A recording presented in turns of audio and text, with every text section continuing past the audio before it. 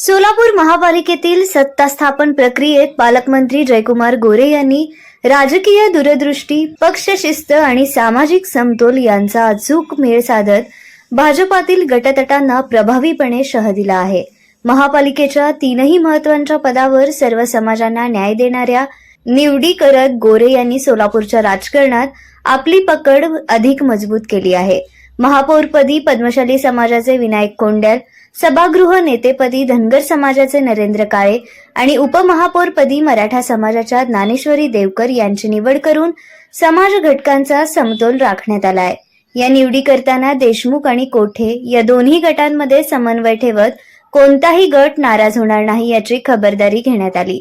102 पैकी 87 जागांवर भाजपने मिळवलेल्या ऐतिहासिक विजयामुळे पदवाटपासाठी प्रचंड लॉम्बिक सुरू होते. मात्र प्रथम गटनेतेपदी नरेंद्र काळे यांची निवड करून पालकमंत्री गोरे यांनी राजकीय मास्टर स्ट्रोक मारलाय. त्यानंतर महापौर आणि उपमहापौर निवडींनीही पक्षातील अंतर्गत वादांवर पूर्णविराम लागलाय. मराठा, धनगर, पद्मशाली समाजाला प्रतिनिधित्व देतानाच आगामी काळात लिंगायत समाजाला संधी देण्यासाठी स्थायी समिती सभापती, स्वीकृत नगरसेवक यासारखे पर्याय खुले ठेवण्यात आले आहेत. पुढील सर्व निवडीही सर्वसमावेशक असतील असे संकेत मिळत आहेत.